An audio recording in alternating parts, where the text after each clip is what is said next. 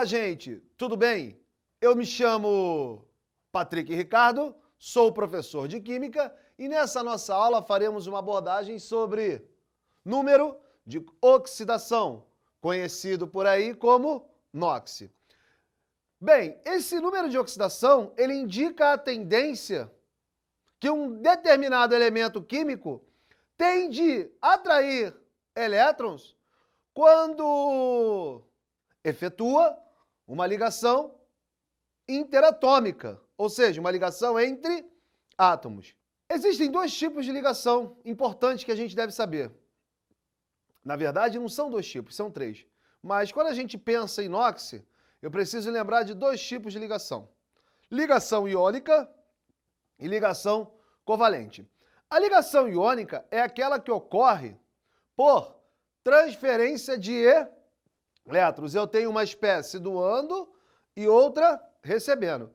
Desse modo, tá? Quando eu penso num composto formado por ligação iônica, o número de oxidação NOx representa a carga real.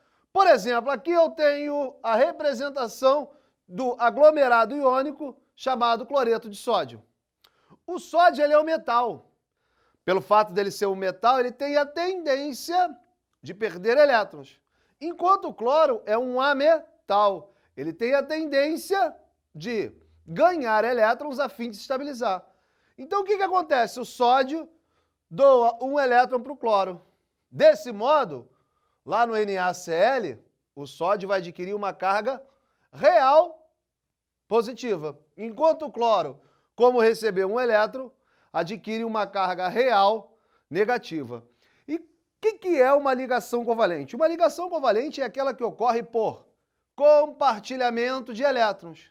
Se há compartilhamento de elétrons, os átomos dos elementos envolvidos na mesma, a fim de se estabilizar, ou seja, a fim de alcançar a configuração eletrônica de um gás nobre mais próximo, eles querem elétrons. Qual foi a maneira que eles acharam de estabilizar? Compartilhando. Antes era só meu. Agora, quando a gente compartilha, é meu e seu. É como conhecimento. A gente, nesse momento, o que nós estamos fazendo? Estamos compartilhando, tá, simultaneamente de um dado conhecimento, que é o número de oxidação. Então, quando eu penso em compostos que apresentam ligação covalente, a carga ela vai ser parcial. Por quê? Porque eu dependo da eletronegatividade dos elementos envolvidos. Por exemplo, aqui no HCl. Observem, tá? Eu queria te lembrar, tá vendo essa letrinha aqui? Isso é uma letra grega minúscula que significa o delta. Pra gente na química isso dá ideia de parcialidade. Observem que entre o hidrogênio e o cloro, a fim deles se estabilizarem, eles compartilharam de um par de elétrons. Beleza? Vamos lá.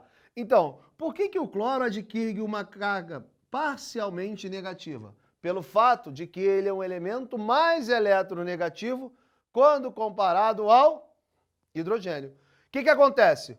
O cloro, ele atrai esse par de elétrons da ligação. Lembre-se que eletronegatividade é uma propriedade periódica que indica a tendência que um determinado elemento tem de atrair elétrons quando efetua ligação química. Então, o cloro, por ser mais eletronegativo, o que vai acontecer? Esse par de elétrons compartilhado com o hidrogênio está mais próximo a ele.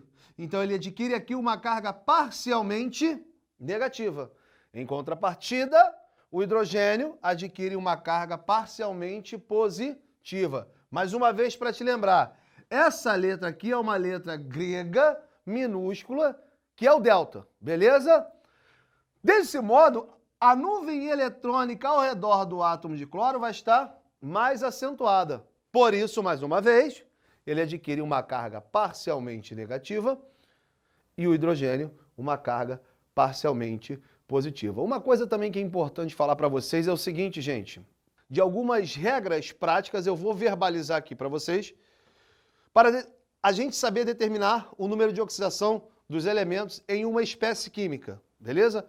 Quando eu faço abordagem de espécie química, eu estou falando para você em substância e íons. Vamos lá.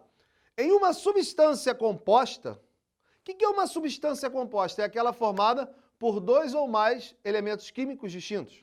Beleza? Então, o somatório dos elementos que formam uma substância composta é igual a 0. Já o número de oxidação do elemento que forma uma substância simples, Patrick, o que é uma substância simples? É aquela formada por um único elemento químico. Então, numa substância simples, o número de oxidação do elemento que forma ela é igual a 0. Bem, em um íon formado por vários átomos, em um íon poliatômico, o somatório do número de oxidação dos elementos nesse íon é igual à carga do íon. Em um íon monatômico formado por um único átomo, o número de oxidação deste elemento é numericamente igual à carga do íon. Quando você tem uma substância composta, tá? Formada por elementos da família 1A, por metais alcalinos ou prata, o número de oxidação deles é sempre mais 1. Em substâncias compostas formadas por elementos da família 2A, ou seja, pelos metais alcalinos terrosos, e o zinco, o número de oxidação deles é sempre mais 2. Quando você tem uma substância composta formada por alumínio, onde você tem a presença do alumínio, em substância composta, seu NOx é mais 3. Vamos lá. O hidrogênio geralmente apresenta carga mais 1. O oxigênio apresenta carga, ou seja, NOx em substância composta geralmente menos 2. Beleza? Vamos lá. Toda vez que você tiver uma substância formada por 2 elementos, na qual o elemento mais eletronegativo seja um halogênio, flúor, cloro, bromo e iodo, seu NOx é menos 1. Ou, se você tem uma substância formada por 2 elementos, na qual o mais eletronegativo encontra-se na família 6A, família dos calcogênios, seu NOx é menos 2. Em qualquer substância composta, se você tiver a presença do flúor, seu NOx é sempre menos 1. Bem, galera, para a gente fechar essa aula, um resuminho. Falamos aqui do NOx, que é a carga que os elementos adquirem nas substâncias. Se eu falo em composto iônico, os elementos em uma dada substância, tá? Em uma dada espécie química, apresenta a carga real. Se eu estiver pensando em ligação covalente, o elemento apresenta uma carga aparente. Muito obrigado pela sua atenção, um forte abraço, bons estudos e tira uma fotinha do quadro aí, não esquece não. Valeu? Tchau, tchau, gente!